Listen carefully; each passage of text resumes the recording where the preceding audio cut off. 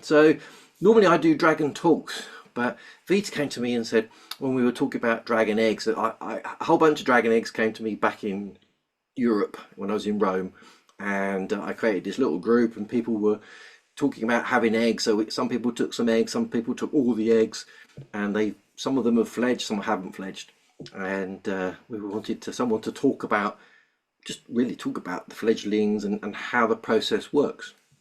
And Navita said to me, that's me, I'm going to do all that. I was like, whoa, come on then. And we were putting out lots of questions, and oh, beautiful pussycat. Look at that. Yeah, he's when I'm talking and when he wants to be involved. So Yeah, it's probably a mini dragon. That's what I find. My cat's a mini dragon, I reckon. Well, then share its name, because then it's just part of the conversation. Share its name, Robert. this is Magic. Magic. Oh, look at that. Oh, Yes. his eyes. Yes. Magic the black cat. Beautiful. Yes. And his brother, who's around here somewhere, his name is Shadow. Also a black cat? Also black, yeah. Magic Shadow. And then Beautiful. I love it. Another cat. She's underneath the bed right now, and her name is Midnight. So together, they're Midnight Shadow Magic. Beautiful. Yes. Just like standing there and like shouting for the cats, don't you? Can see that. Yes, so we're going to talk about what to expect when you're expecting. And this is the Dragon edition by Evita. Yeah, that's true. And let me first introduce myself a little bit. Please do. Because, like I said, I live in the Netherlands, and I am 36 years old. And my spiritual awakening, let's call it that. I'm not a big fan of that word, but I have no other way to currently describe it. But it happened in November of 22. And for me, it happened that I woke up in the middle of a yoga session to having 9 Asian chakra dragons. They were, one moment, I was just doing my exercises, and the other moment, poof, 9 Asian dragons were there. That was interesting, to say the least. That was quite, and what do I do now? I had one doing laps around the room, and the other ones were just happy. Hey, we're here now. Okay, yeah. So I've only been working with energy, consciously working with energy, for 2 years. And it's been quite a journey. And for me, from the start, the dragons were there. Dragons have guided me from the moment I awoke to my gifts. And my gifts, they are, I can feel very clearly. I can see, hear, I know things. And I never specify to one. I just always leave it up to the energy that I'm working with, what comes through, how it comes through. Because how I view energies, whether it's a dragon, whether it's a god or a goddess, whether it's a power animal or a galactic, I just view them as a separate or independent personality. So I leave it up to them how they want to communicate with me. I have a set of rules of what I prefer and what I do not prefer. Those are the only guidelines I have, and then we're good to go. And that is something that is stimulated by the dragons, because my dragons, they are go-getters. They love to have fun. They love to throw me off the deep end, as in, here you go, you can swim or you can fly, just go ahead. And that took a bit to adjust to. But now I'm on board and we're having loads of fun.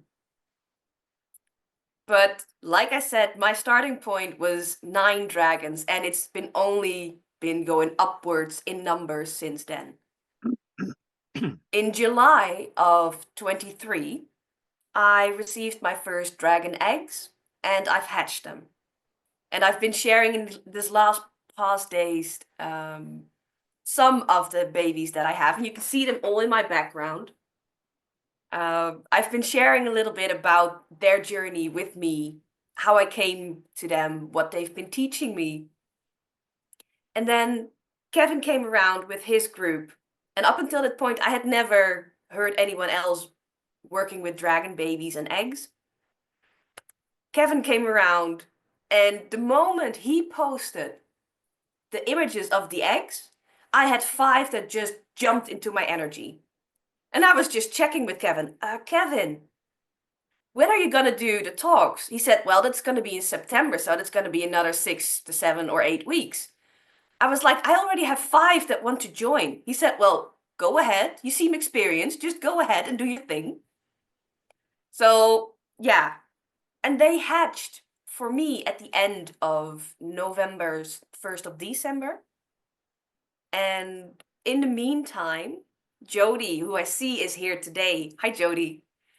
You posted in the Dragon Egg group that you were in communication with your eggs and that one of them had told you she needed more time than the 100 days that Kevin had received would be the incubation period for the eggs. And I remember your post so clearly because that for me was the invitation to share a bit about my knowledge, about my experience that I have with my dragons. Because I had never been given a time period, what would be the hatching time, regular hatching time for dragon eggs. So I had never thought about it that way. And in your post, you were so honest about how you were feeling. And I sensed that you were maybe a bit scared. Am I doing it correctly? That for me really was the invitation. And in human design, I'm a projector. So my energy needs to be invited. That's also why I love interacting with people. So if you have questions, just unmute and let me know. Because that's for me the best way to work. But because of Jody's post, I could share a bit of my knowledge. And then I reached out to Kevin and I said, let's just see if people want to talk about it. Because I can imagine that it's not something that you talk about with your neighbors, family, possible friends. Mine are already used to all my weirdness because weird has been my normal. The moment dragons arrived, weird has been my normal. And I love it.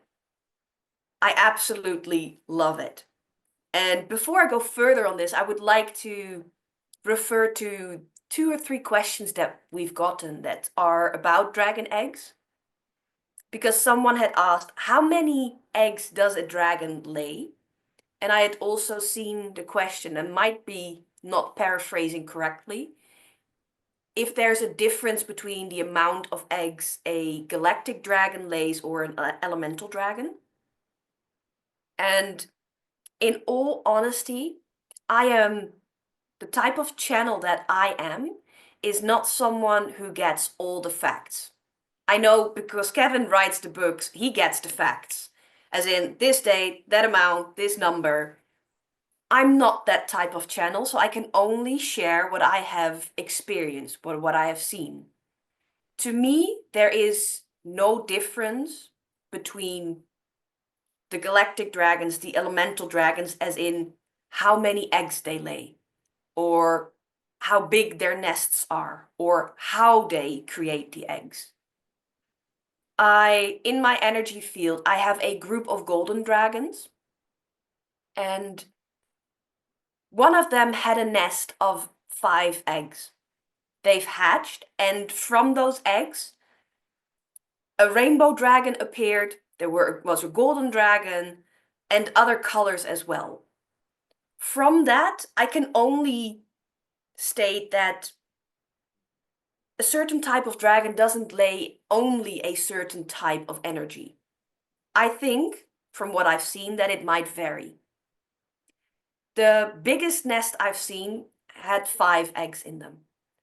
My personal experience with the biggest amount of, or the size amount of eggs, for me it has been 3. I've had 3 at a time hatching. That is apart from the ones that Kevin made available to us all. because from those I had 5 jumping into my energy, and they all hatched between the 29th of November and the 1st of December. So that's the information I have on that. I don't get that much more on that, because the dragons that I have, they really want to communicate and interact and really learn from me and I from them. So that's more the message and the space that I'd like to create and the conversations that I'd like to have. I can see Jody. Kevin, can you help me out here? Because you can see the comments, right? I can indeed. It says, that's cool. My first 3 hatched days before my last one, and they were there to help hatch her. It was beautiful. Yeah, I mean, I noticed that the dragons all help each other, and as I said, for myself, like a master dragon came in and assisted, and the dragon that I came to me over a year ago, she's a year old now. She's assisting with all the dragons that have hatched for me. So they're very good at helping, that's for sure. Yeah, from what I've experienced, mine, because I started out with the adults and then the younger ones added. Mm-hmm. Currently, I'm up to, oh, I did my numbers this morning. 28. 28 babies have hatched within my energy. Not all of them are raised by me, but they've used my energy field to hatch, to come into this world, to bring their energy here. And I have indeed called in others to assist with that. They are welcome in my energy. They don't have to interact with me.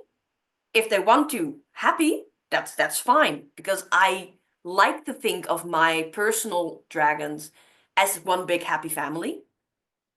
Don't get me wrong, they can disagree vehemently with each other, but like brothers and sisters. In that sense, they can bicker, they can argue, and they make up just as quickly.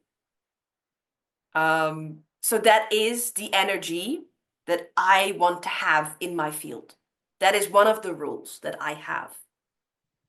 And others, they can be here, they can stay, they can interact, or they can choose not to interact. That is absolutely fine.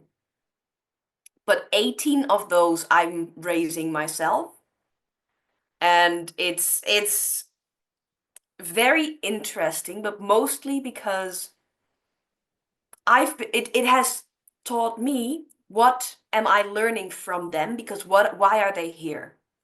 Kevin was able to give a small description with the eggs that he had, what their primary energy would be, and I can see them applying it in my personal growth journey, in my personal ascension, in my personal growing of my consciousness. And I really try to look at it as in, what can I learn from them? But also, they've chosen my energy specifically for a reason as well. So what am I giving them? Because if they are being born in my energy, I share custody, of course, but I am a parent to them. And what do I, in their could be their first life as a dragon, could be already multiple lives as dragons. But what can I give them as well? Because I don't know how long they will stay with me. Could be a year, could be 10 years, could be 3 months. But in that time that they are with me, what do I want to give them? Because just for the fact that they are being born within my energy, they expand my energy, my consciousness already so much. And this is where I truly think I have my strengths. And then I would like to come back to the family sense that I have, because what I've been receiving in impressions, in songs, in knowledges, in things that I was able to see, is that there is a lot of dragon energy here on Earth. But some of it is still dormant, others are still coming in, whether it's through portals, whether it's through eggs, whatnot. But it is a bit scattered sometimes. And the dragons, they want to, not just, they don't only want us to connect, share information, and know that we are not alone. Because with what Kevin has started here, for me, it has helped a lot. But that's me, my human mind likes the comfort of not being alone. The dragons also want to connect. I have a couple of them with me that are ancient, and I have the tiniest, newest babies with the newest energies. I have them work together. I pair them up, I match them, and they learn from each other. And from that, I get to learn. And I get to spread that knowledge with the people around me. And I've been given the opportunity to create an energetic space that is just for dragons. So it's not for us, it is just for dragons to convene in, to meet up with each other, to share, to play, to exchange energy, to exchange knowledge. And I would really like you to check in with yourself and your dragons if they, at this time, would like to get that invitation to go to that place.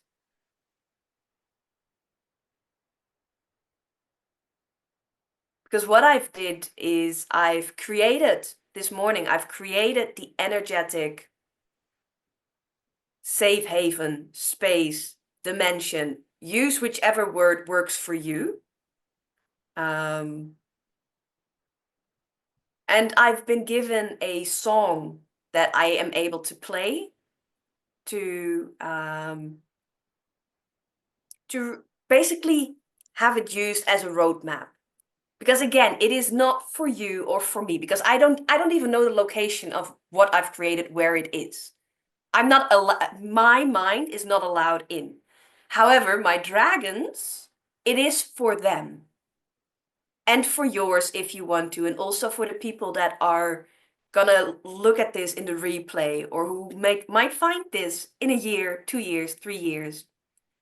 There is this energetic space that your dragons can go to just be, to socialize. Because in the last 2 years, I've met up with other people that have dragons. We're not aware of them, but the dragons came to me, and some of them were really lonely and unsocialized and didn't even know what it was or what it meant to be a dragon because they've been so isolated. And what has happened for me is that I've met dragons that didn't know they were a dragon, didn't know how to act.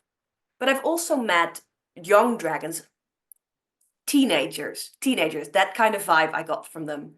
So they have a really big body, but then their mind and their socializing skills are underdeveloped.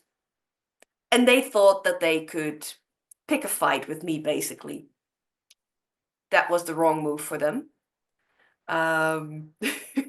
Because my dragons were, that is not going to happen. We're gonna teach you how to be a dragon and how to behave in a courteous way.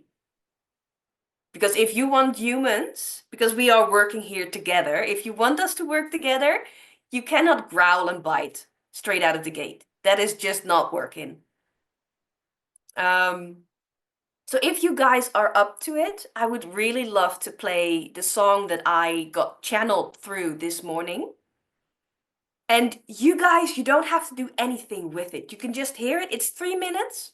Just listen to it and your dragons will know the way. They will be shown the way to the energetic space. They will come back to you. They will, because it's not a prison. Let me state that very clearly. It is not a prison. It is just a space for them.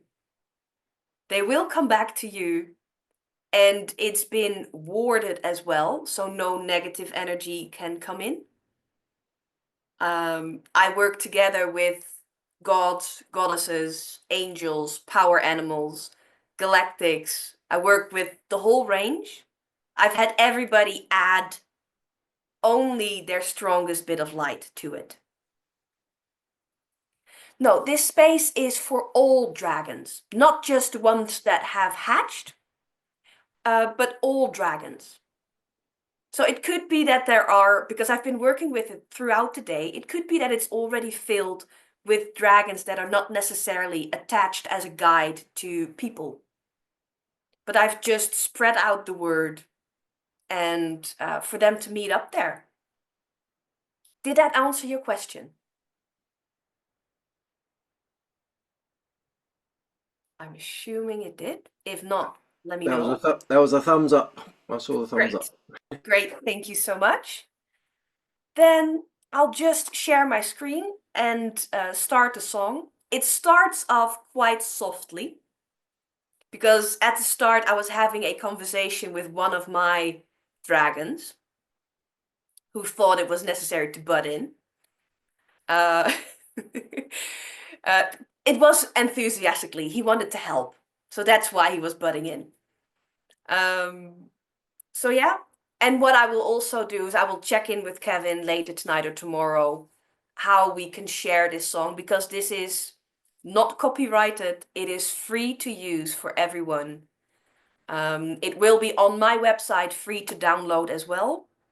And maybe, Kevin, we can find another way to distribute it as well. Great. Then let's share my screen.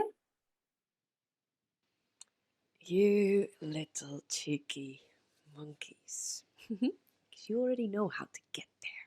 You already know how to get there. Let's just do it then.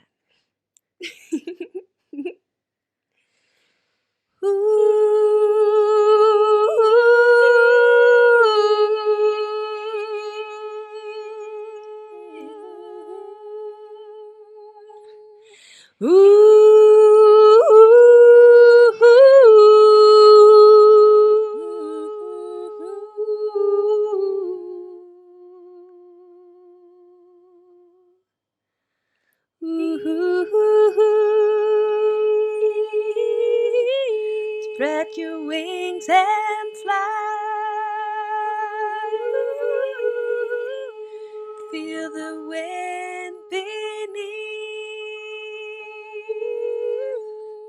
Rise up to the sky and take this leap.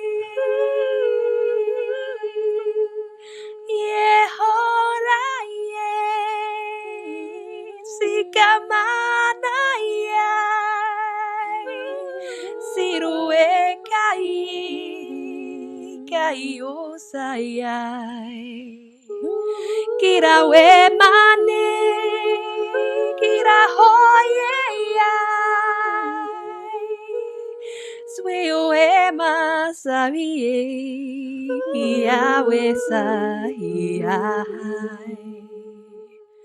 Se llama quiero eso Kuyamasai kuhai Se llama Kueramai Se llama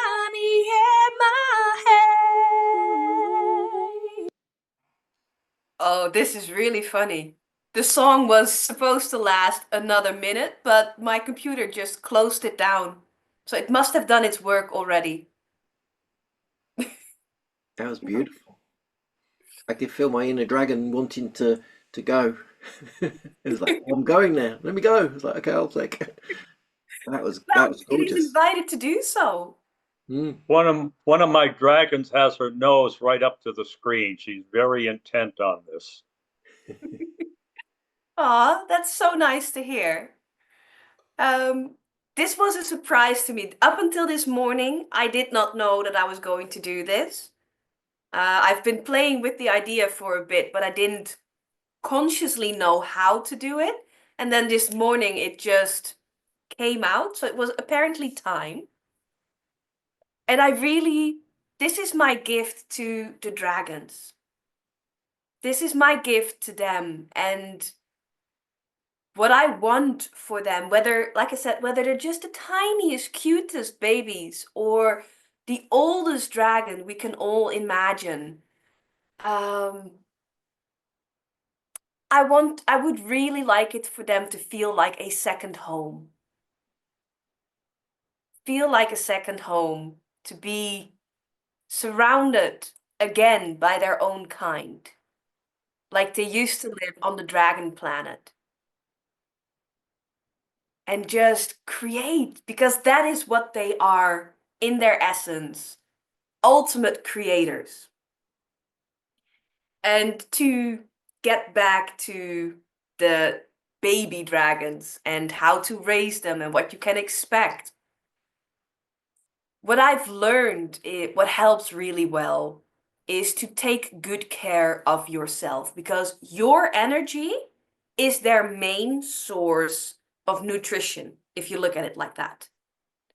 Your personal energy. So my advice would be really not only connect to your dragon and see if you can get the answer from them themselves. What is it that they need? But if you can't get a clear answer on that, then my first advice would be take care of your own energy. What is it that you need to feel good, to experience the high frequencies and high vibrations? So for me, that would be grounding outside. I love to go for a walk. I love to go for a walk. And when I do that, I give my dragons free hand. Go out and play. Go out and play. Don't chase the dogs that I visit that I see on my walk. Don't chase them. But go out and play and experience. I have a couple of elemental dragons, like the green one you can see over here. That is 𝙀𝙭. And 𝙀𝙭 really is an earth dragon. Earth dragon who works with seeds. He really is a nourisher. So for him, it is extremely nourishing as well if I go outside and if I eat healthy as well. That is something that helps his energy. And then I have my fire-related dragons. They like warmth, so I go to the sauna, which helps my physical body as well. So it not only nourishes them, it helps my physical body as well. And then I have little Comet over here. And Comet is the name already says it. He really is a dragon that comes from, not from Earth. Definitely not from Earth. I don't know where he came from exactly, but he comes from out of space. So for him, it is very important that I connect to galactic energies. He was born a month before the dragon comet came to pass Earth in October. And for him, it was the best thing ever that I was aware of it and consciously connected to the dragons in that comet, in those comets that were coming down or passing us. And I've been able to connect with them at that point. But once I've connected to them, I can easily just retrace my steps and go back there to make sure that Comet gets his energy as well. What helps him grow. And those dragons that were in those comets that were passing, they've also told me, call on us if you need anything. So that is something that I do. I check as well as I can with every little hatchling that comes up in my energy, but also the adults, because they need their nourishment as well. But what I've really experienced is that if I take care of my physical body, of my mental state, so really trying to release things that no longer serve me, release limiting beliefs, release traumatic responses, and really own my truth, whether I like it or not, that is a way to really work with my mental energy and keep it healthy. And the same goes for emotions. I am an empath and a highly sensitive person. Up until 3 years ago, I was not aware of this, and I could be stuck in a emotion for weeks or months without realizing. So my first step really was learning to work with my emotions, identifying my emotions, learning my triggers, and now letting that energy, because that is what emotions are, it's just energy in motion, letting it move through me. If I need to cry, I need to cry. If I am laughing my butt off, then that is what I'm doing. And the laughing, that is what my dragons love the most. The crying at times is necessary to release low vibrations and lower frequencies, but it's the laughing that they always try, they work with me to get me there, because it is a state of being that they enjoy. Because the three highest, as what have I found in the last 2 years, the three highest vibrations are gratitude, unconditional love, and joy.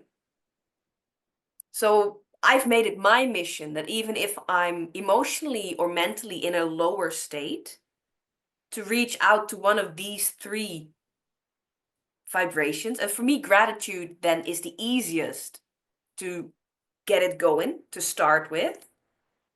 And then they work with me to get me to the joy, and then to feel the unconditional love. And then that means that my mood can just switch like that. And it is something that helps them as well. Because if I'm only down, they will do everything in their power to help me. So they will lower their own frequency to reach me. So the higher I'm able to keep myself, the more playroom they have as well. So that if we're looking at what nourishes a dragon, whether it's an adult or a youngster, that would be my primary advice. And it basically means get in touch with yourself and reach out to your dragons. Whichever way works for you. Could be that you're into automatic writing, or that music really is your thing. Play around with it. Play around, try different things, and see what works for you. And then they will tap into that. Kevin, did we have any questions? Because I see a couple of comments popping up in my screen, but I'm not fast enough with reading them. That's all right. Jody says, do you name your dragons or do they give you their names? I still haven't been given names and just now thought maybe that's my job. Good question. Good question. They give their names to me.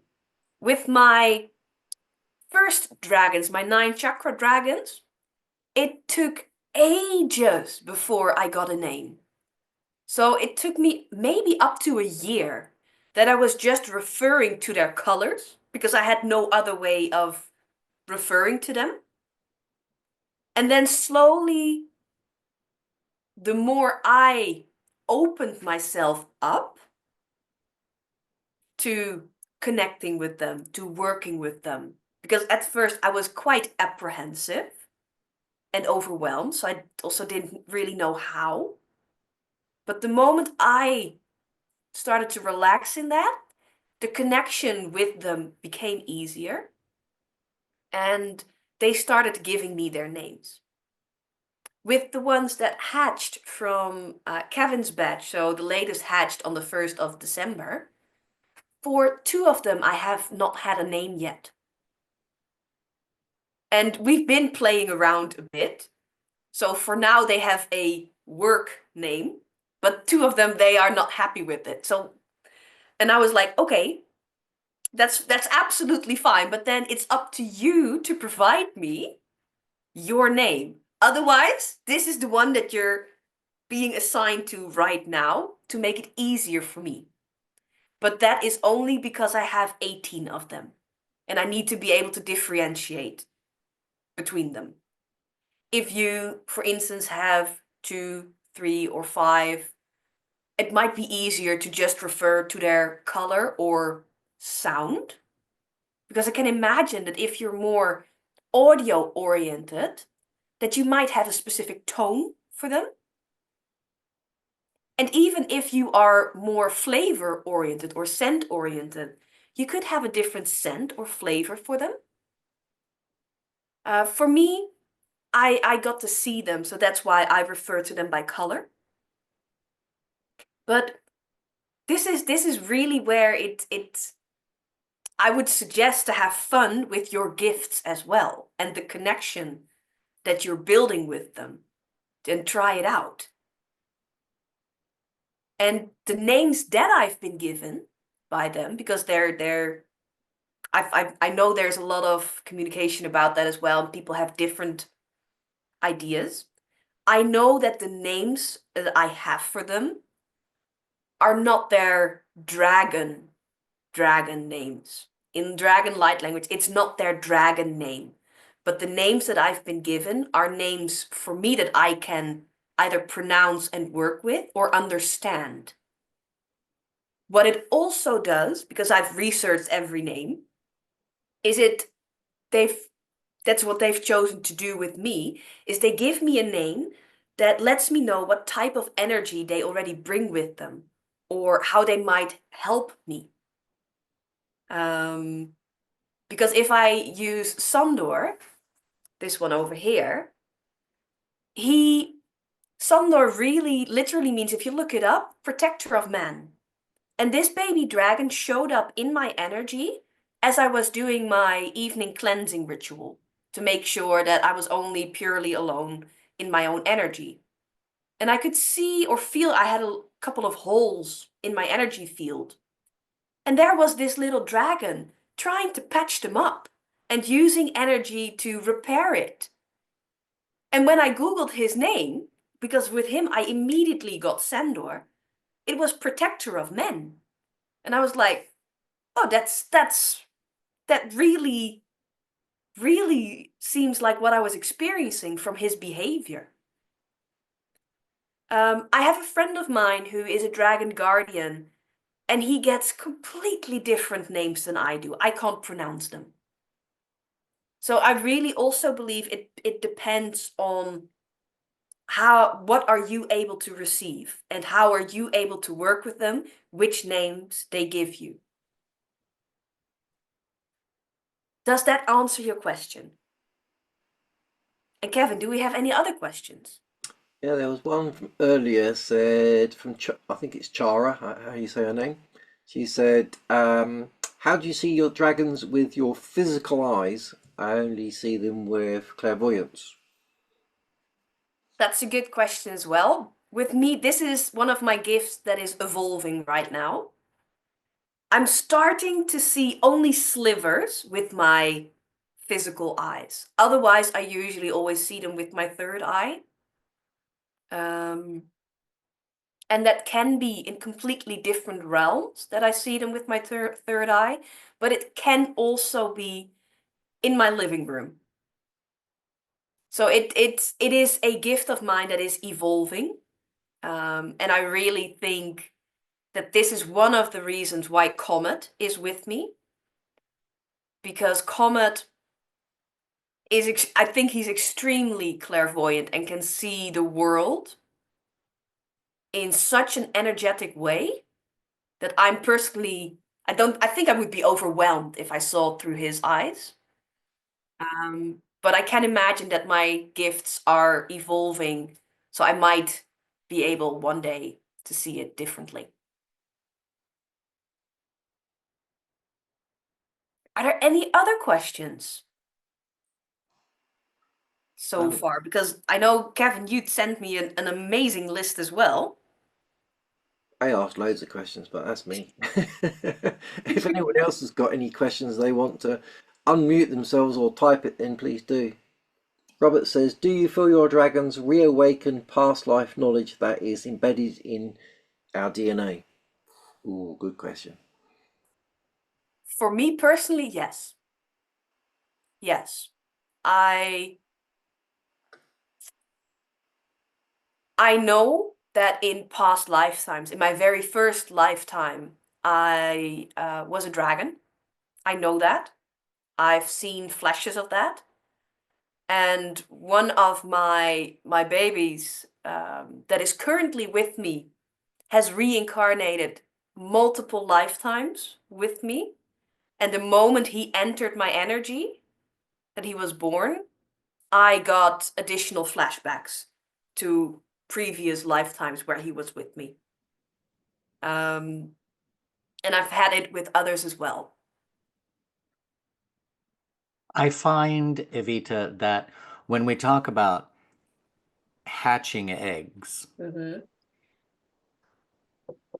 from my perspective, Yes. I like to think of those eggs as ideas. You are able to receive energy, Yeah. either elemental or galactic, that allows you to bring forth new ideas, new ways of thinking, deprogramming, because we're all programmed in our lives. And the whole part of a spiritual reawakening, that no matter what spiritual path you follow, Yes. it's about deprogramming yourself in order to bring yourself back to a place of balance. If you have a timeline, and like I've always told my student, there's black and there's white, and there's a million shades of gray in between. That's where you want to be. It doesn't matter. It's a sliding scale. Correct and incorrect. What is correct for me might not be correct for you, but that doesn't make it wrong. Absolutely. Absolutely. Yes.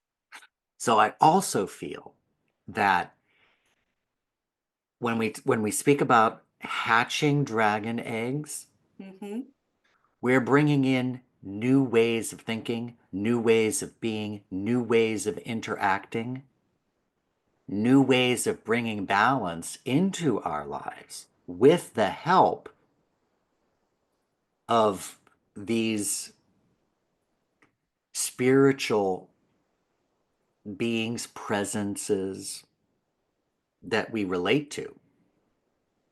And I also do feel that in our lifetime, we are on a learning journey to relearn what we have learned in a past life. To relearn or to remember? Well, that's a good question. That's a very good argument here. Relearn, remember.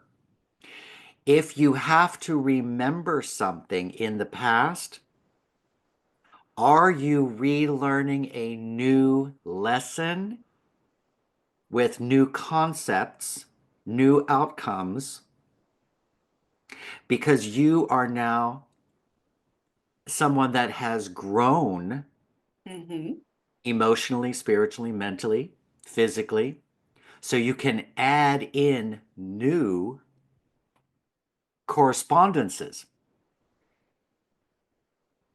So are you you may remember something, but you're also relearning it because you're absorbing it in a different time Yes. because you have to relate. You know, I feel very close to the Dark Ages. Okay. So I firmly feel that I was here in the Dark Ages.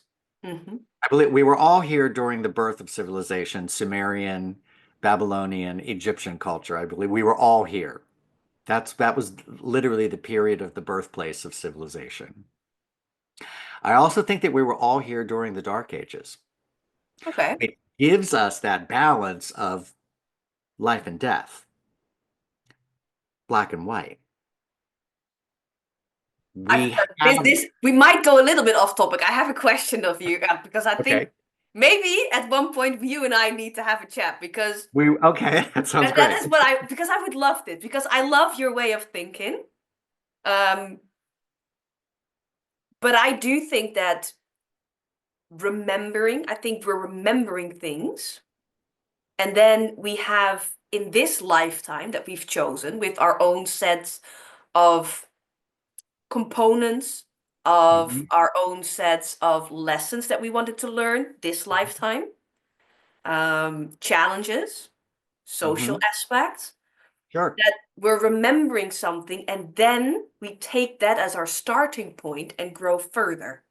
Right. Or It's to a process of learn a new assimilation. perspective. Yeah, it's a process of adapting and assimilating into where we are presently in our timeline.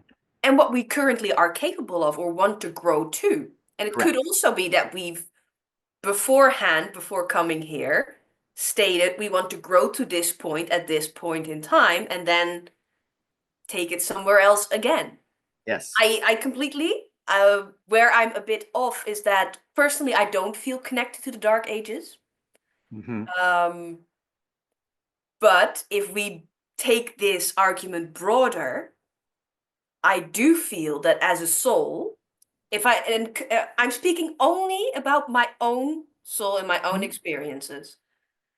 I know I have chosen lifetimes, whether on Earth or on different planets or different universes, where I've chosen hard times, easier times, enlightenment times, dark times. So I do not feel personally connected to the Dark Ages here on Earth. But I do know that I've been in very dark times, similar circumstances as you can imagine with the Dark Ages, Okay. on Those are your different dark ages. locations. Yeah, those are your dark ages. Yeah. Yeah, So those to are your take the concept broader than just Sure. Right. yeah. Right. Don't think of it as medieval. Okay. Yeah. We all have those dark ages. Yeah, no, we're speaking the Yes. same language. Yeah. Yeah, we do. At least I know for myself, with what I've remembered, with what I've seen, with what I've felt, I know I have. And in these past 2 years, I've gotten to the point where I get to rediscover myself and relearn and remember and also really learn what type of character I have. Some things that I do, that I say, that I am are just on a soul level me. That is something that I will usually always have with me. And yes, I really enjoy viewing and learning situations on the entire spectrum, from white to black and every other color and frequency in between. So yes, I completely understand. I've done that. I know that for a fact. And for me, where dragons then come in this lifetime, I know that I have chosen to really be a bridge to bring in higher frequencies. Really bring in higher frequencies and anchor in unconditional love. And with every hatching birth that comes into my energy field, I get to experience that growth within myself to expand. And the more I personally expand, the more I anchor it in here on Earth. So the more we can all benefit from it. So I love the fact that I have so many different ones. And some, like I said, are here for a lifetime. Others are here for just a short period of time. But I personally always receive what I need. And these are the ones, for instance, that also let me create images of them. Let me, through this, share their energy with people all over the world. Whoever views it in the group or on my social media sees it, feels something. And then they don't even have to have their own personal dragons, but they still get a bit of that energy. Energy is there's a wide range to all of our, levels of energy. And one thing that the dragons that I, speak to have taught me in my lifetime is, if you want to punch the wall, punch it. You may break your hand. Then you're going to have to fix the wall. But are you going to deny yourself that expression of energy? You have to face the consequences. But is it right, or is it correct or incorrect to deny yourself the energy that you may be given? That's a question. That's where morality comes in. That's where ethics comes in. Beliefs, social systems, Yes, exactly. programming. Exactly. And I'm completely there with you that for me, dragons, in a positive way, and I might use the wrong word in English, challenge me, push me to really explore that within myself. And also own up to it. Because honesty, for my dragons, for my guides, being that honest, owning my truth, whichever truth it is. So it's not about right or wrong, but for me, owning up to it, really allowing it to be there without judgment. That is really the state where they stimulate me to go. And they do that in their own ways and in their own expressions. And some give it colors, others give it names. But that is what I experience them doing for me. And then because I do choose to see them as their own individual characters, I see them as a whole, the energy they present, we're all interconnected. I see it as a whole, but we all give our own flavor to it, our own speciality, that piece of our soul that is uniquely ours. And right now I choose to use the word character. And I love having all these different characters with me because they all bring out something differently in me. Right. They teach me just slightly different things in their own unique ways, which make me, if I choose to do so, diverse. And being able to handle multiple things. And that is also what I choose to do with raising them. So I make choices in what I want with my energy, how I allow it to be there. I try to hold myself accountable for goals that I have set. If I want to eat healthier, I should do so. Today I did my grocery shopping, and yes, I did visit the cooling section where they have those lovely pints of Ben & Jerry's. Oh. Haagen-Dazs. Oh, yep. Yeah, that's also a good one. And I love that. I absolutely enjoy that. But with my physical form that I currently have, I do feel, and I've been getting the message, Evita, you need to make a change. You need to make a change, which means that some things currently are not the best to eat or drink. This really, when I was doing my grocery, I was standing there and I was like, yes, looks amazing. But I choose not to do it. I choose in this moment not to do it. Because it is healthier for me. And as I made that choice and I walked out of the store, I had my own whole squad of cheerleaders like going, yeah, yeah, yeah. So that's an energy exchange, and that is how I hold myself accountable, and they are backing me up in that. And that's how I choose to work with them as well. Mm-hmm. So that's, and that, yeah, I can talk hours on hours about dragons. I can, because I love it. Absolutely love it. And nothing is too weird for me. So if anyone else has a question or a situation that they want to share about, to see if any one of us has a different perspective to offer on it, to help you move with it, please speak or ask the question. Because Kevin, do we have any other questions in the comments? Nothing in the comments currently. Don't be afraid, people. Tap into those weird questions, because nothing is ever actually weird and no question is actually silly, because someone else is sitting there, oh, someone wish somebody would ask that question. And just think of it, there's a lot of people in the world who would think that the group of us are weird. So, Exactly. you know, doesn't matter. It doesn't matter. Be who you are. Well said, that man. Well said.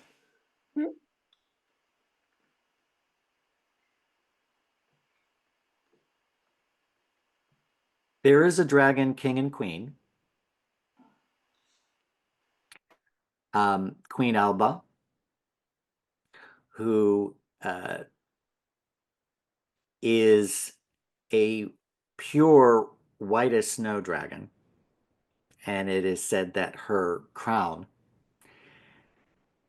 shimmers like diamonds, and her brightness is blinding because of her light. And there is King 𝙀𝙭𝙥𝙚, who is more earthbound. Queen 𝙀𝙭𝙥𝙚 is much more celestial. King 𝙀𝙭𝙀𝙀 is an earth dragon who is the father of all trees on our planet. And his branches that reach out all over our celestial body bring life, bring oxygen, vegetation, food. And I think that the balance between the two of them is a balance of celestial, earthbound. And when we astral project, we travel through portals that we enter, and we all have the ability to do that. Everyone has the ability to astral project. Does everyone understand what I mean by astral projection? Yes? Paul, I see a thumbs up. That's the ability to release your spirit and travel into another realm. Leave your vessel and travel through another dimension. And some people call it meditation, but it's truly an astral experience. a lot of people are fearful of leaving the earthbound vessel, the organic matter. But when we dream, that's really what we're doing. We're astral projecting. Our spirit leaves our vessel and goes into a realm in which we truly may not belong, but we experience something that we may or may not bring back with us. When we remember our astral travels, we bring back something that we have learned from it. If we don't remember the dream, then that's fine. There was nothing to be learned. I think that our Was there nothing to be learned, or does our conscious mind doesn't need to know? Yes. Yeah. It's both. It could be both. Because it could still be that we've learned something, but that it's incubated within our energy and comes up when the time to actually act on it, or to do something with it, or to be aware of it. That then Or is it something that we already know? Probably. Yeah, I love this type of discussions. Is it something we already know? Probably. Nothing new to be learned here. So then it's still, then we come back to remembering. Then it's not learning, but then it's remembering. It's already embedded. Yeah. It's already embedded. Okay, I entered a doorway. Oh, I've been here before. I've already, thank you. I'm seeking new knowledge. But then again, let me ask you all this. Because we are here talking about dragons and our spiritual, energetic, astral experiences that we have. Does any of you have the feeling that the dragon spirit or guide that they currently interact with the most, let's put it like that you've known them before, or that you know them before, that they've been with you before? Does any one of you have that experience then? They're our ancestors. One of my chakra dragons, my earth star dragon, who is black as midnight as your cat. I know for a fact, because he's shown me, that in a different lifetime, he used to be my father. And I can only imagine we've shared in different roles, in different situations, we've shared more lifetimes together. Icarus, one of the hatchlings that came first in my trio of eggs, I know he's been with me in different lifetimes. I remember him in the same color as a dragon. So that's my experience. I've known them. Some of them I've known before. Others feel more new. That it's possibly their first lifetime as a dragon, or their first lifetime in that form with me. But does any one of you have the feeling that the dragon they work with or communicate with the most at the moment, that you've known them before, in whatever form, shape, way?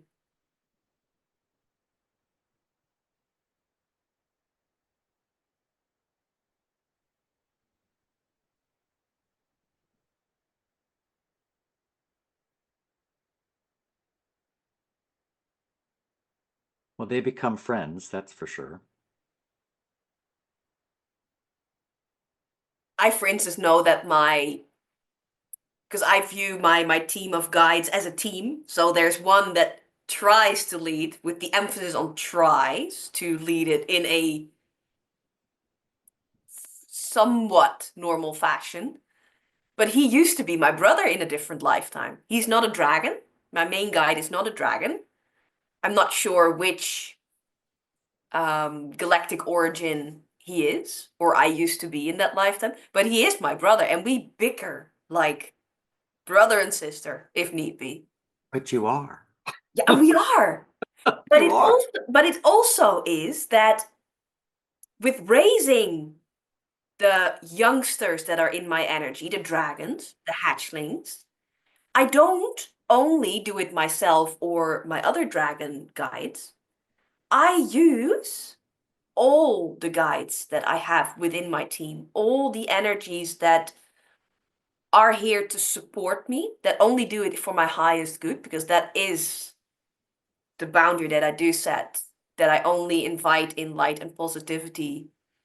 They get babysitting duties. They absolutely get babysitting duties. When I was in Egypt, I had Horus sitting on one side and Isis on the other one. They all had 3 dragons. Here you go. Have fun with them. Right now, they are your responsibility. Teach them what you want them to know, what you think is important. And my main guide, Nico, my brother from a different life, yeah, he is babysitter numero uno. They all love him because he's the fun uncle. Mm-hmm. But he is babysitter number 1. So that is also something that I still want to share with you, is that even though you had a dragon egg and it's a dragon hatchling, it doesn't only need to be fed or raised with dragons. There is so much more out there that wants to help and can help. And I personally have chosen to give them a well-rounded education. So every energy that wants to help, there you go. You're a babysitter now. Have fun.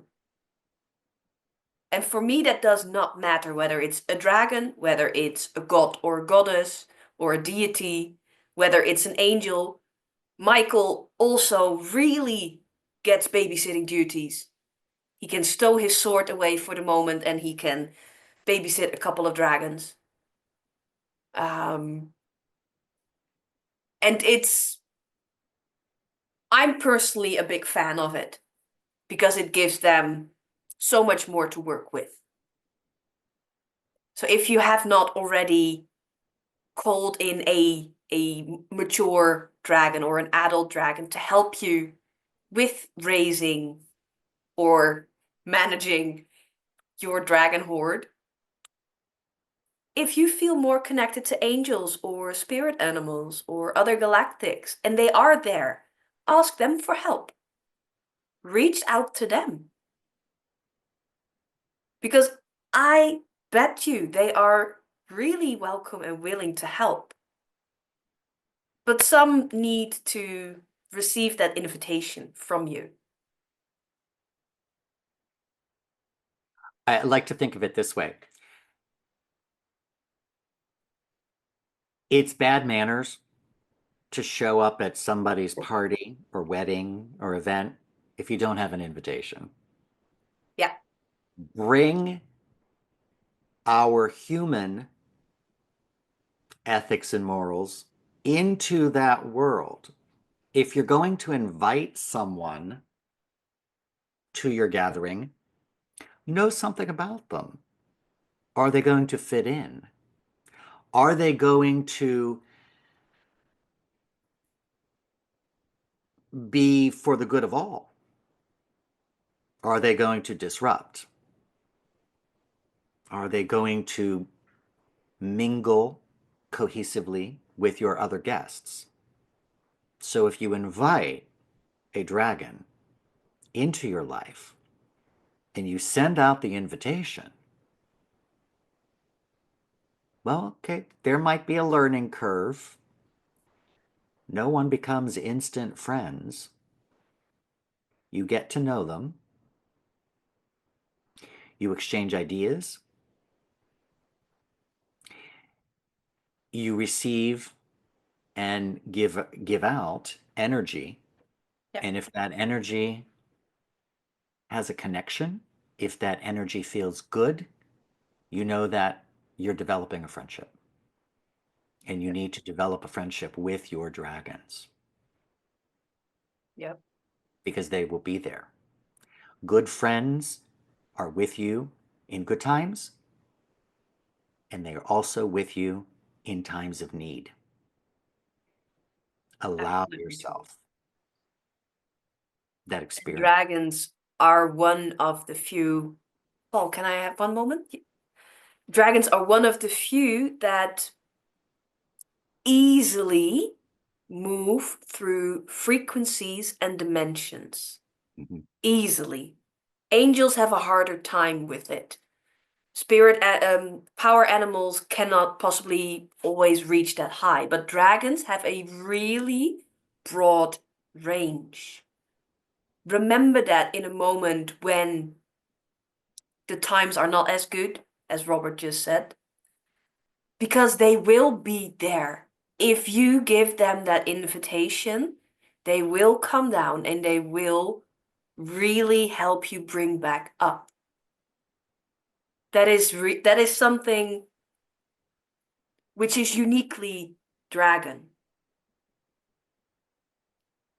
Often people forget or they don't know, but that is definitely something they can and will and are so willing to help you with.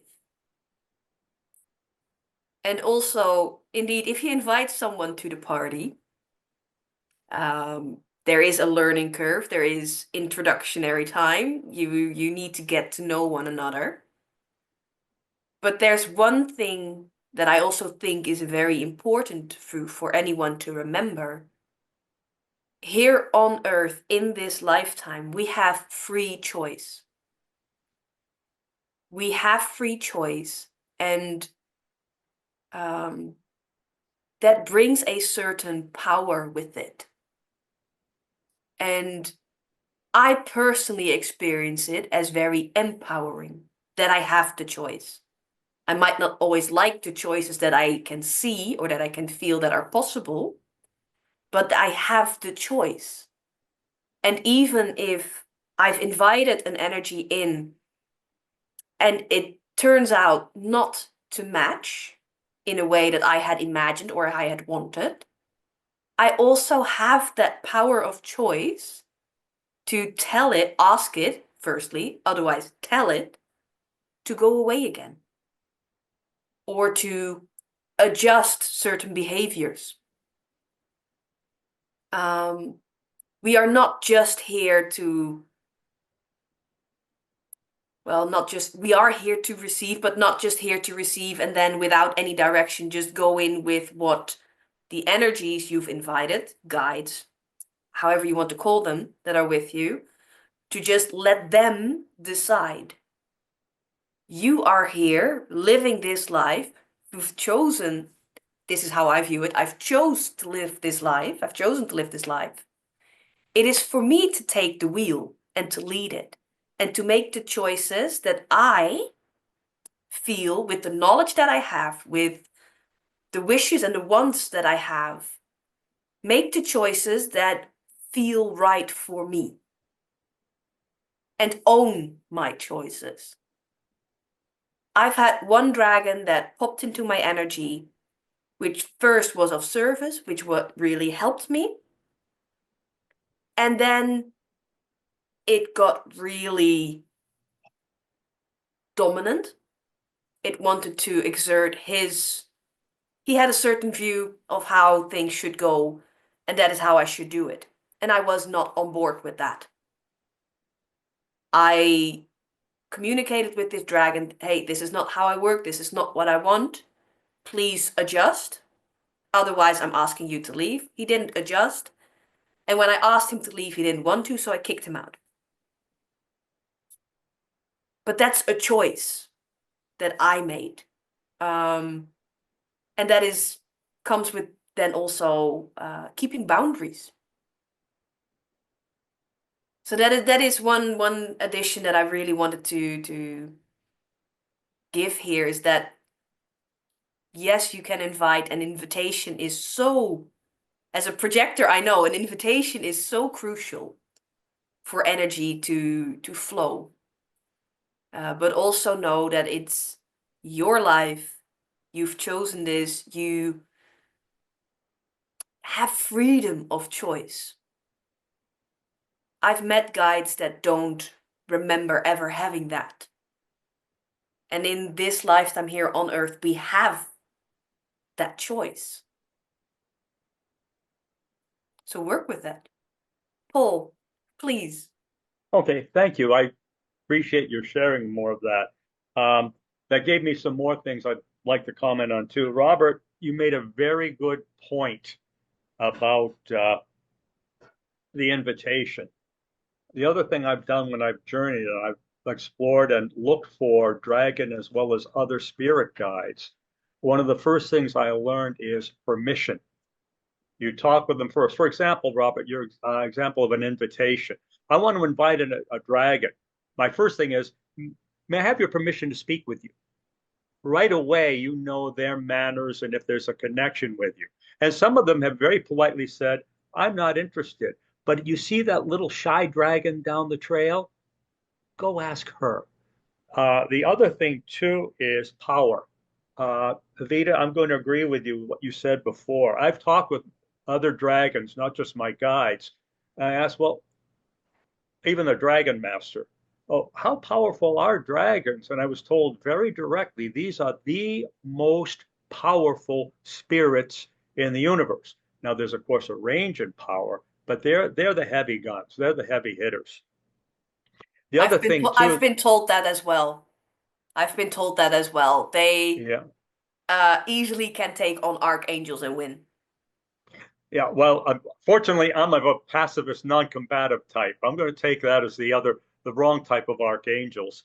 On an aside, I was in a journey where I was in a position where I had to attack, and I took an alternate strategic route. We won't go into that one. But the other thing, too, is protection. When I go on to my journeys, I have protective symbols and protective artifacts that I wear or have with me. And I've even had my guides come to my defense. Quite often, I come across a spirit that is, the others have said, you don't want to go in that direction.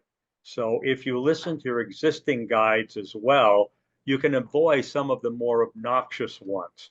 Does it always work? No. And my dragons have also told me, yes, I'm a very powerful dragon, but I'm learning too. And I'm going to make mistakes, and you've got to be able to let me acknowledge that and accept that, and we can continue from there. So I've been establishing friendships. This sounds like a pretty much of a typical type of friendship. You grow with each other. So, but you're right. Some of them can be a little bit. There are some that I've talked with and said, no, this is just, you're very nice, but. So I agree. Yeah. Yeah, and what you share is I concur with you on that as well. I've had many different experiences. And I was going to comment on something, one of the last things that you said. Could you possibly repeat it for me? Because I've lost my train of thought, but I wanted to add something to it. Okay, what I talked about is protection. Yep, that was the one. Okay. Thank you. Thank you. Yes, protection. And you mentioned that your guides or the dragons or the energies that you work with are also learning. And that is something, when I meet new people and they are just starting out, they sometimes have the attitude as in my guide knows everything. And if I just listen to them, everything will be all right. I've learned that they are learning as well. They might have chosen to be your guide, your guardian through this lifetime, but it doesn't mean that they have experience with it. And depending on in what situations you find yourself, it can be completely new to them as well. So yes, they are learning, and I've found that it's very important to give yourself, but also them, that grace and that non-judgment to grow and to learn. And sometimes you just need to have an evaluation with each other, like, what did we do? Was that the smart way? How could we have done that differently? Do we want that? So it's really, reflection is one of the strongest tools that I use on myself with my guides as well. And then the other subject that you mentioned, protection. Yes, dragons are the strongest protectors out there. They are. But even they are not invincible. And I also use different tools. There are crystals that you can use. There are symbols that you can use. Light language can be very helpful. Personally, I also am a fan of the violet flame because it clears my energy field at the same time and helps me fill up any gaps or holes that might be in there with higher frequencies, energy that might be more nourishing to me.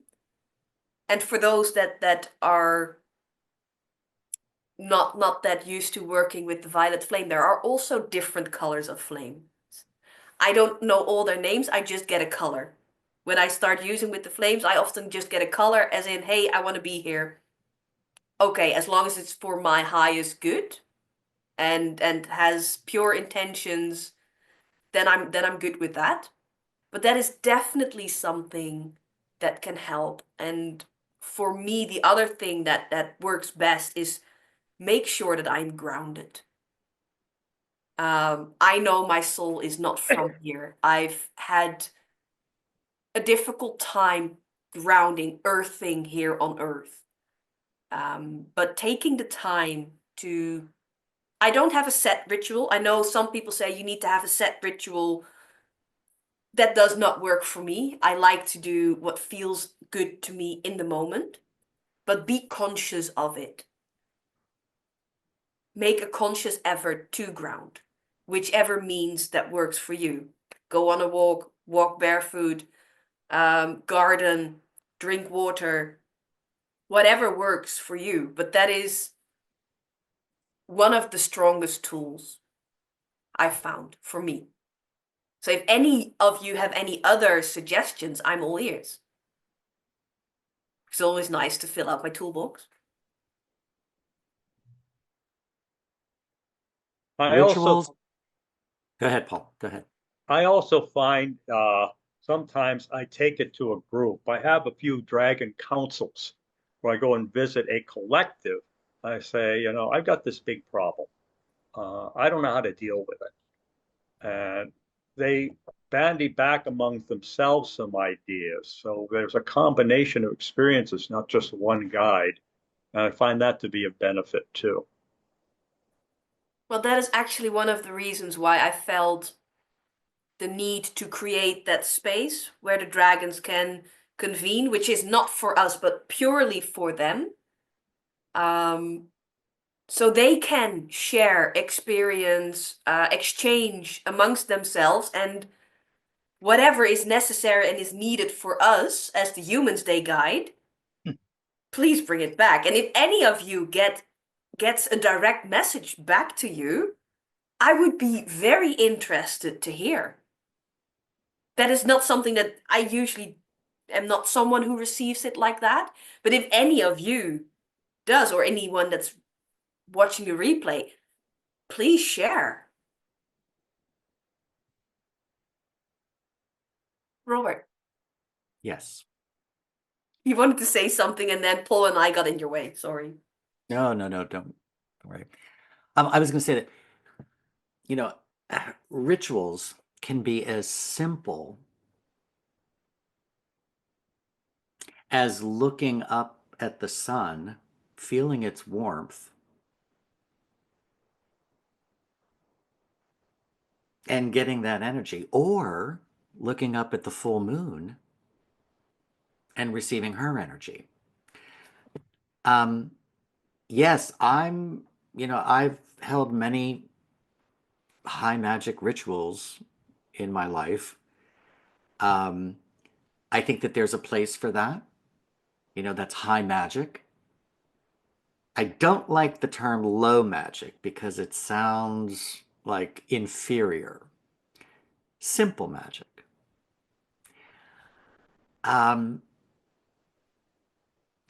If you want to find out if your dragon is around you, the easiest way to do that is to light a candle, gaze into it. If you see a dragon emerging in the flame, Fafnir is there with you. If the candle wax melts in a way that forms dragon horns, scales, you know the Grail is there. If the liquid part, if you see a dragon there, you know Nailjan there. And my favorite, I don't believe in snuffing out a candle. I think that you want to blow the candle out with your breath, which is energy. Which, and first let me say this. We are all taught at 1 year old to blow out a candle. All of us. Happy birthday. Make a wish, blow out the candle. What is the significance of that?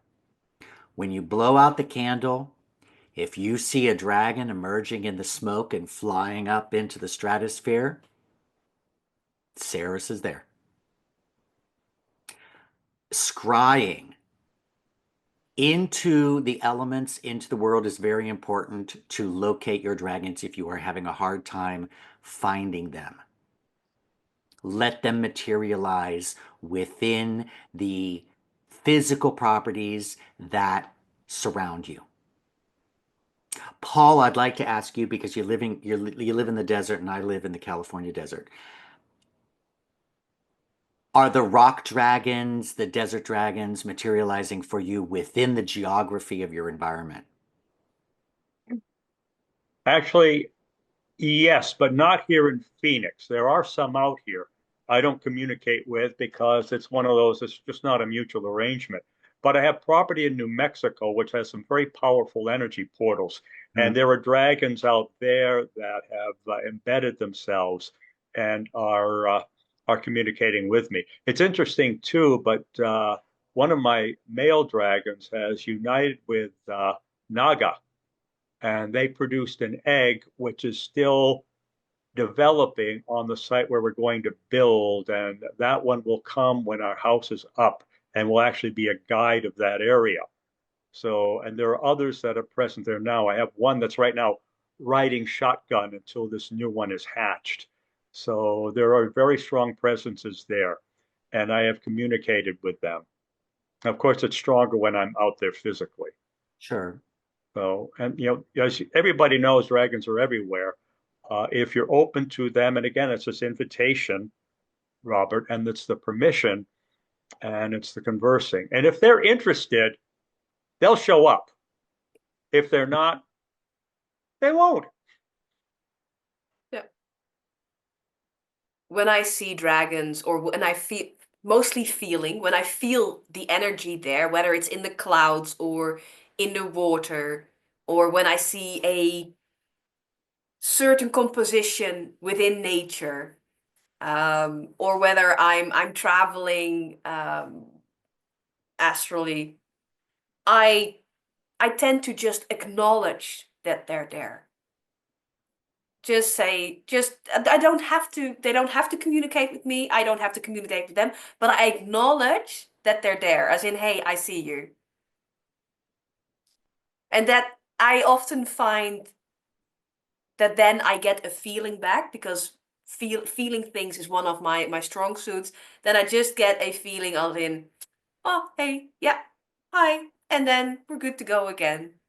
And I personally, I love that, because that stimulates the fact that I never feel alone anymore.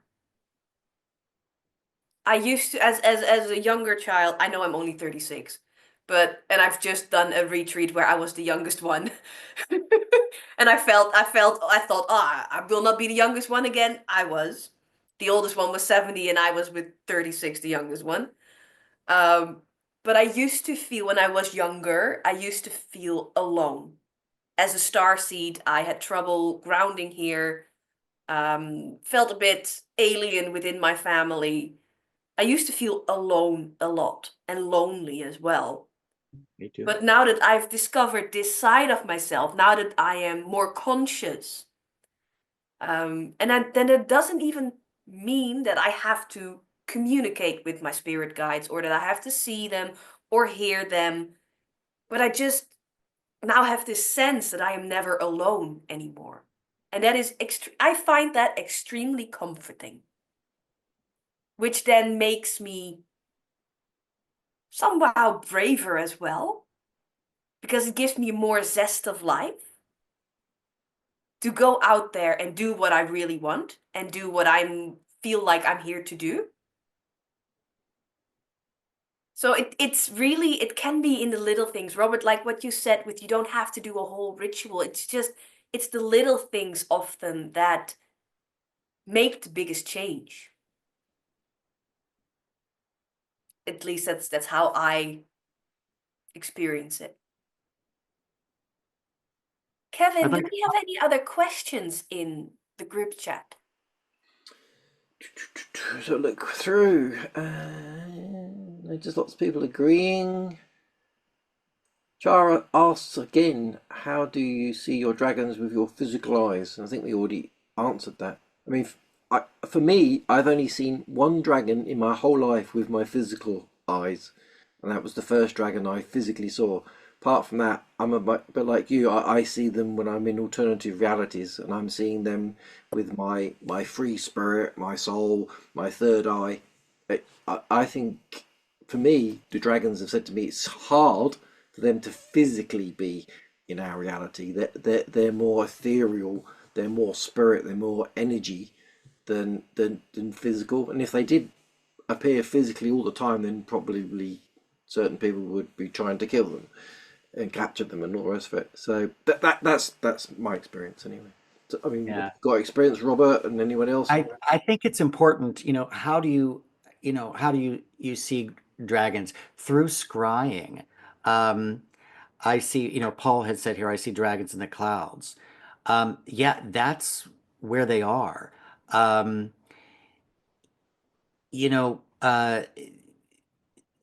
They're, the Celtic god of the forest, Cernunnos. You see him in trees all the time. You see him, peering out through foliage and brush. That's another dimension that you need to train your third eye to see. Now, I look up into the mountains that are right outside, here, and I see the dragons of the mountains, the rock dragons, the earth dragons. Piece together. Don't look at a tableau and try to find the dragon. Look at the tableau as a whole and let the dragon materialize from your vision. That is key to finding where they are, where they exist. They're in water, they're in air, they're on earth, and they are in fire. Those are the four elements. And when you have witnessed all of those elements, you know that you yourself have accepted the dragons into your spirit. Because that really is the fifth element, spirit. I spoke before my turn, but yes, spirit. Yeah, for me, I've been getting symbols as well with the 5 elements. So it's not just, for me, it's really not just 4, it's properly 5. And funnily enough, the 5th element, for me, the elements often come together with a power animal, which represents that element and that energy as well. And the element spirit is always portrayed with dragons. So it's always one of either the dragons that is surrounding me that is there, or one of my personal guides takes up that spot. and that just claims it. That's just purely claiming it. That's theirs. So yeah, but for me, it's 5 elements. Mm-hmm. I'd like to comment on Paul's statement about protection. At one time, Isis, the Egyptian goddess Isis, in a transcendental state, came to me through a kaleidoscope of color and handed me an ankh. And my mentor at the time, I asked, what did that mean? And she told me that Isis gave me the key to the Nile. And she wrapped her wings around me as protection. Envision your dragon wrapping his or her wings around you to protect you from harm, from anything that is not correct for you. You can also create a crystal dragon egg and place yourself in it. And once you do that, you say it is done. You now exist in a shield that you are envisioning as a faceted dragon egg that will deflect any harm. No Excalibur is going to come through it. That's a way to protect your energy and allow, incorrect energy to stay out.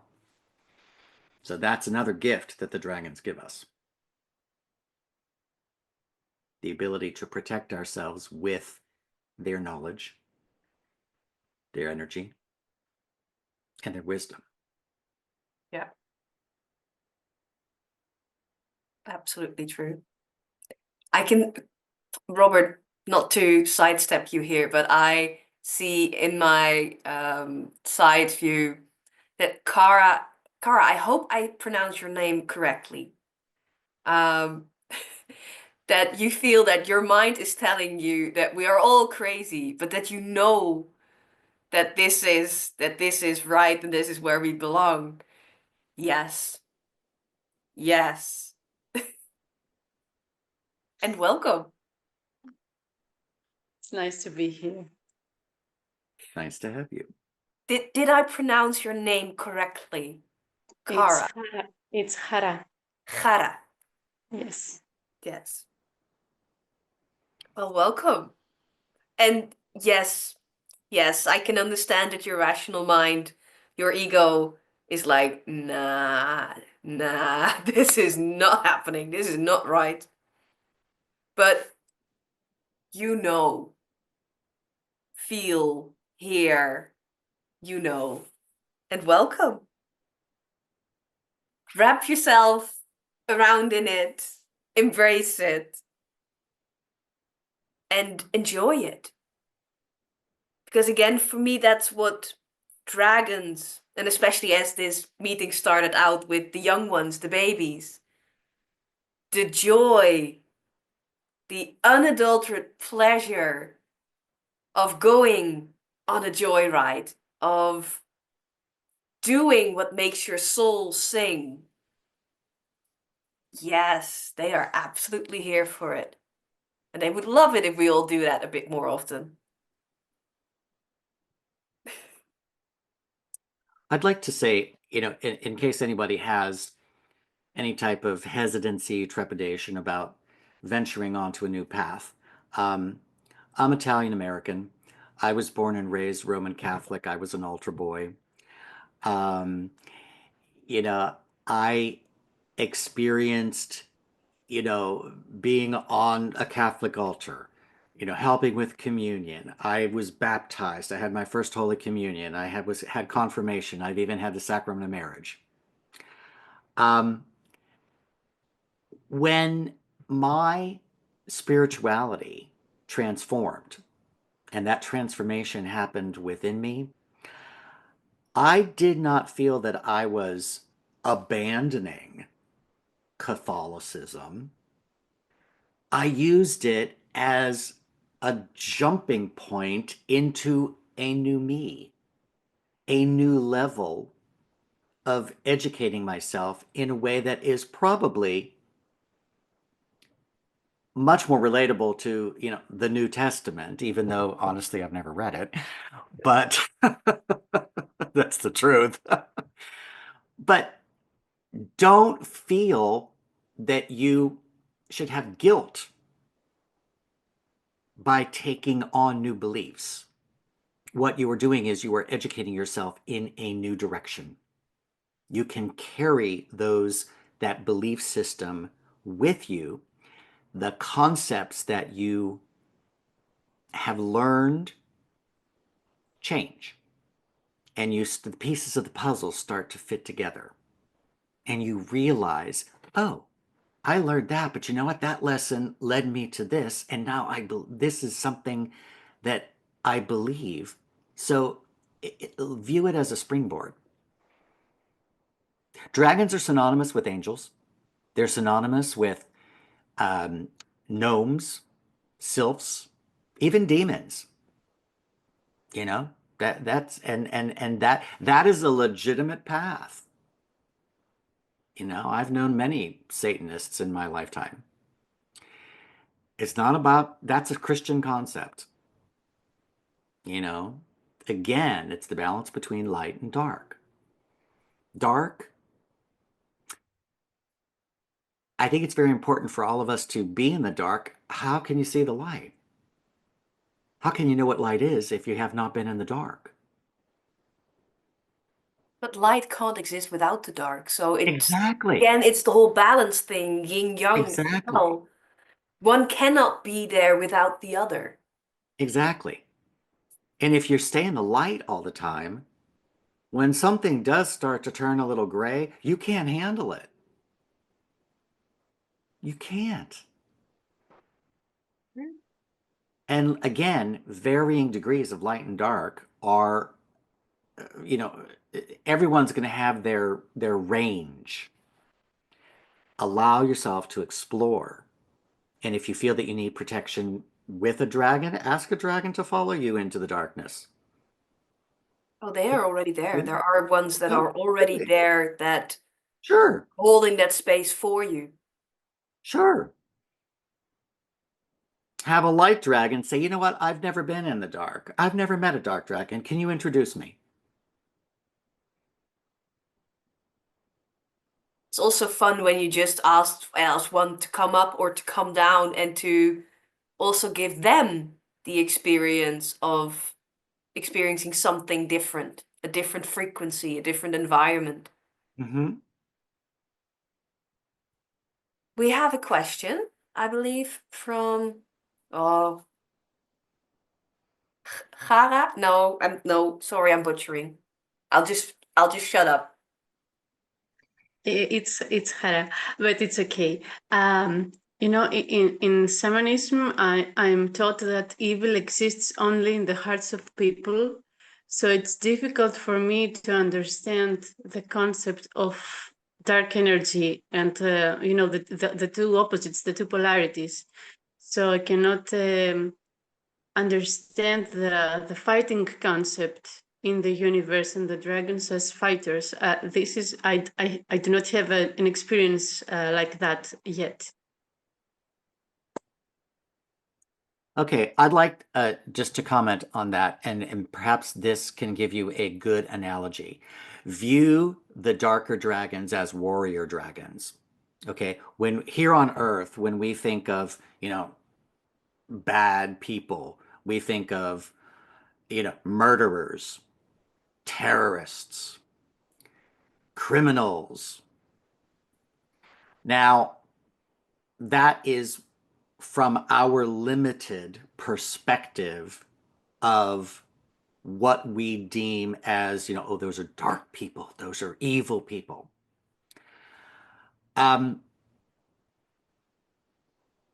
Some people may view that group as, they're warriors, they're fighters, they're this, they're that. Think of the dragons that are in the darker realms as warrior dragons. They are fighters. Some might fight for different reasons. Some may be just not for the good of all. Others might. Just like we are. There are some people that live in this world that are only for themselves. And there are others who exist for the good of all. Don't think of the dragons as physical beings, even though at one time I do believe that they did physically exist on this earth, but all the magical creatures kind of went behind the veil.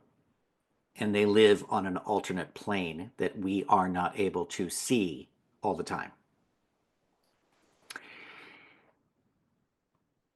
If you enter into a dark cave, of course you're going to be somewhat concerned. What are you going to meet on the inside? Are there snakes? Are you going to meet a ferocious lion? Are you going to meet something that is otherworldly? Take that journey. The most frightening thing in the forest at night, it's not the owl, it's not the wolf, it's not the bear, it's not the snake, it's you. You are. That's your bravery. Step forth into uncharted territory. Be an adventurer. Discover. Discover your strengths. Discover your weaknesses. When you allow yourself to venture forth into an area, into a dimension that is unfamiliar, if you turn around and walk, you're never going to go back. Because that's the past, and the past is not the present. Correct. When Snow White ran away from the castle and she went through the haunted forest and she was scared to death, what did she find? She found her forest animal friends to guide her to a lovely little cottage in the woods.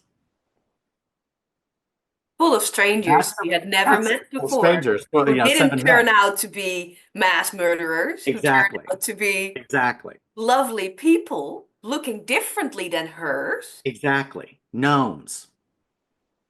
It's a fairy tale, but the lesson of that fairy tale exists in our culture, and it is truth. There's a lesson to be learned in that. Venture forth into what you fear. Pass through it. And give yourself grace throughout that entire journey. And that is the lesson that my dragons have given me. Play with it. I used to take everything extremely serious. Life or death. Extremely serious. That's how it felt for me, because that was the fear that I was familiar with, that I held on to, which became my world. And which meant that I was getting teased by my family, as in, you're so predictable and you never try something new and you always do the same thing, which was true, because I was scared to make mistakes, scared to not know, scared of basically everything, and taking it way too seriously, that if I didn't know the answer, if I would make a mistake, then it was the end of the road for me. That's not true. I've learned that's not true. And I'm happy that I've learned that. And I had to learn throughout my process that I should give myself grace and not judge myself so harshly. I give grace to everyone else, but I wasn't giving it to me. So I was judging myself with the weight of 1,000 mountains, whereas everybody else got feathers. And that is a process that I had to go through for myself, and I've made choices in that. And I've had each of my lovely ones there with me to mirror and reflect things that came up for me. And they've taught me to not take it that seriously, to play around with it, to have fun, and to fall flat on my face, if need be. But they are always there to catch me. I've literally had moments where I was scared to death and I didn't want to, and I didn't know how. I didn't know how and I didn't want to, and oh, my mind was giving me crap. And I could see in another realm, in my energetic experience, whether it's astral traveling or meditation, that they were guiding me towards this lovely cliff. I didn't know it was a cliff until there was this point where they were a bit done with me. Oh, I can't do this. I want to, but I can't do it. And they just shoved me off. They just shoved me off the cliff. But they were flying on the other side. And I didn't need their safety net, but they were there. And I could see them. And I can tell you, I cursed everyone out at that point. And I could do so very loudly. I cursed everyone out. But at the same time, that free fall felt exhilarating as well. And it learned me to play around with it. And sometimes that looks like 10 steps forward and only 1 step back. Sometimes that looks like 1 step forward and 10 steps back.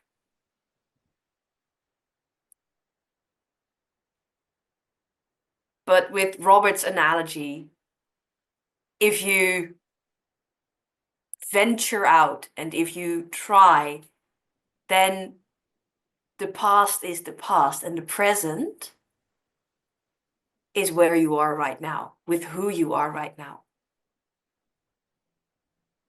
And I've found that the dragons I meet are extremely forgiving and extremely loving. For me, the only thing is there that they want me to be honest with myself. So that's my challenge in this lifetime, to keep myself honest.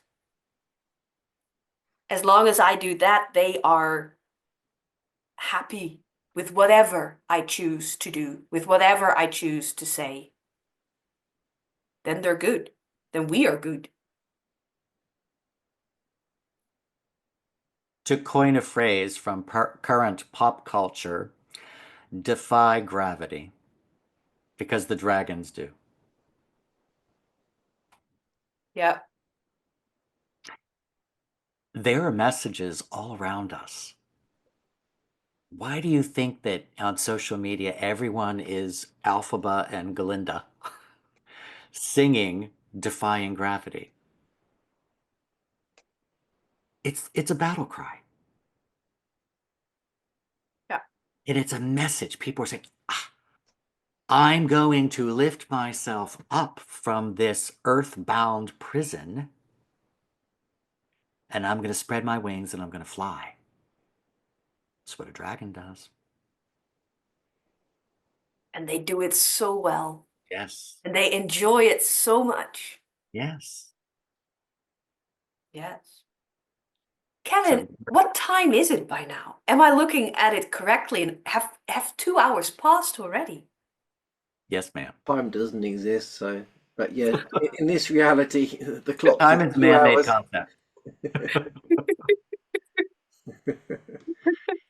I agree with you. Time is circular and it doesn't exist. It's definitely not linear, but my bladder does have a different opinion about it. I will have to be honest about that.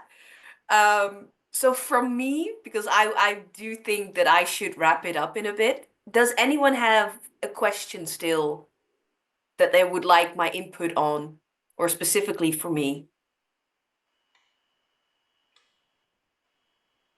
Nope. Well, I would just like to say that I've thoroughly enjoyed your presence, your energy, sharing your experience, and I look forward to our next meeting. Same. I've enjoyed this very much. Yes. And I've shared the Google Drive link to the song Spread Your Wings and Fly in the comments. If we can't find a different way, this will also be shared when the replay is available. So it will be there for those who want to download it and possibly listen to it again. I'd also just like to say before Evita goes, like spirits find one another. True. Yes. It's very simple, but we do. Like spirits find one another. Well, and if we look at all the means that we have in today's world, then it's only such a small world, and it makes it easier to find each other, whether in spirit, whether digitally, or in real life. Earth is a pebble in the scheme of things. Kinda is. It kind of just like a grain of salt. It's a grain of salt. What worries me is if we can see them up there larger than they can see us. It's like one of the we all made the choice to come down here. Yeah, it's like those boxes that, oh, there's a box inside. Oh, there's a box inside. There's a box inside.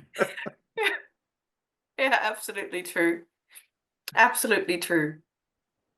But if there are no other questions for me, then I am going to call it a night. I have thoroughly enjoyed this. Thank you so very much for all that you've shared. I absolutely loved it. Thank you. Thank you.